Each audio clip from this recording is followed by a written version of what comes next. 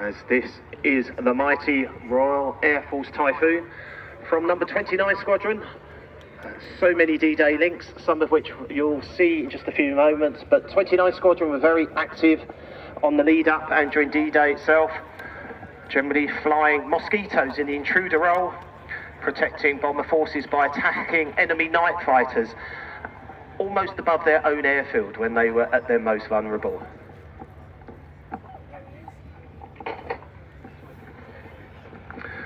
So the aircraft is on frequency, is about to run in to start its display, and I think with this nice little bit of cloud cover, I think it's going to look quite spectacular. Certainly the reheat from the two EJ200 engines will look particularly bright in the ambient light that we have. Very fast, very furious. Flying the Typhoon this year is Flight Lieutenant David Turnbull, appropriately known to everyone as Turbo. Again, the aircraft from number 29 Squadron based at Royal Air Force Coningsby, which is the squadron that trains the RF pilots to fly the Typhoon, look right, stirring up a storm. It's the Royal Air Force Typhoon.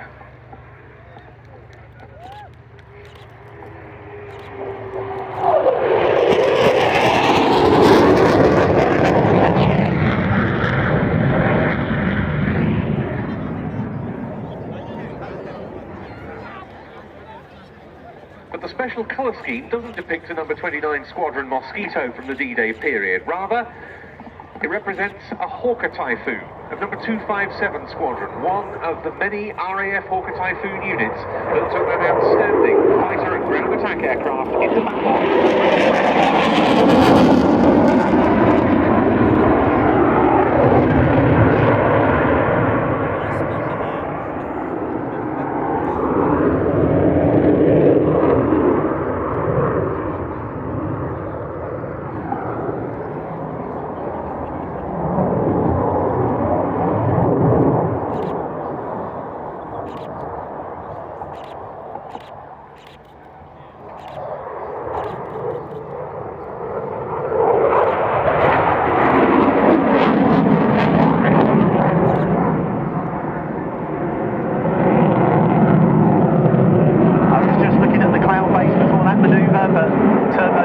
Does have the altitude for that full loop. Cloud base good enough for its full display.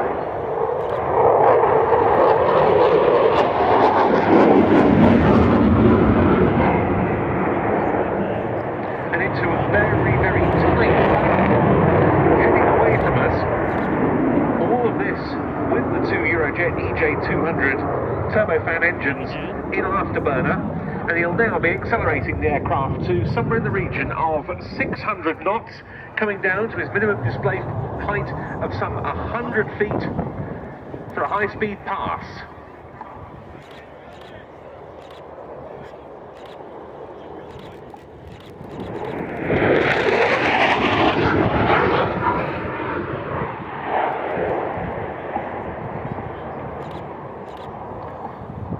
And you can clearly see the water vapour spilling off the wings there as Turbo pulls just about 9G in a very tight turn.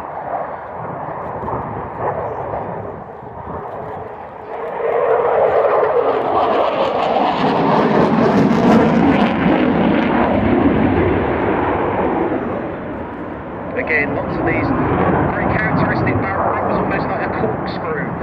The aircraft literally corkscrewing across the sky.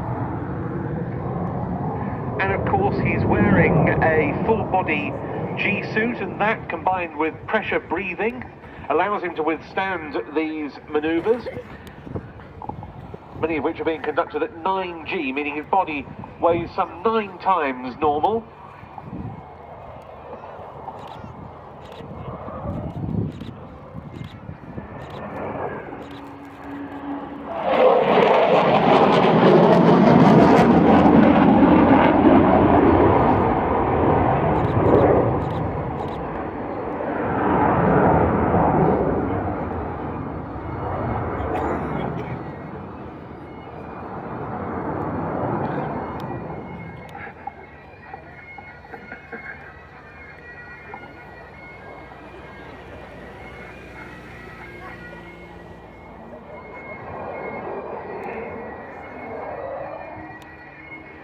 and setting up now for a slow roll down the display line. One of the harder manoeuvres to fly. It's very easy to just drop the second half a little bit too quick, but Turbo doing an excellent job there. You can see the bright lights from the reheat on the rear of the aircraft, just a little burst there as he repositions around for the next pass. He joined the RAF in 2010 as a direct entrant, but that wasn't his first flying experience. He flew in a Tiger Moth with classic wings at Duxford when he was 17, and that really cemented his wish to become a pilot. Well, this is a display with very many changes of pace, and so out of that barrel roll he's now setting up for the slow speed high alpha, high angle of attack pass, just 120 knots on this run, of course aided significantly by the fully digital fly-by-wire control system.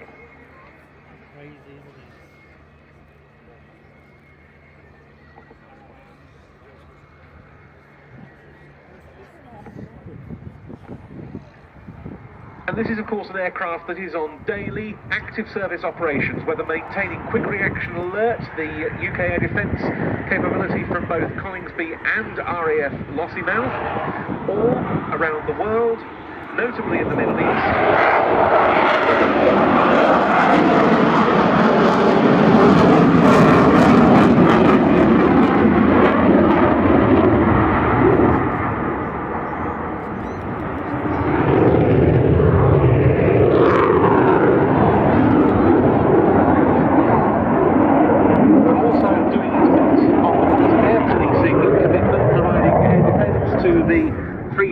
States, Estonia, Latvia and Lithuania, a rotating commitment between different NATO nations, and also Icelandic air policing. And indeed we have 6 currently out in Romania as well on the NATO air policing task.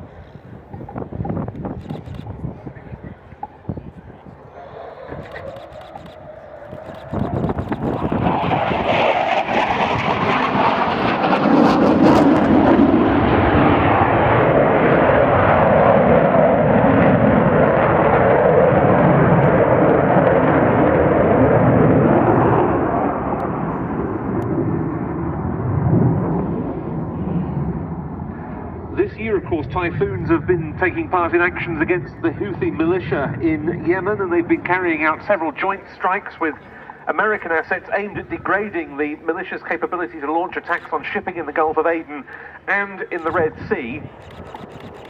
That's incomplete.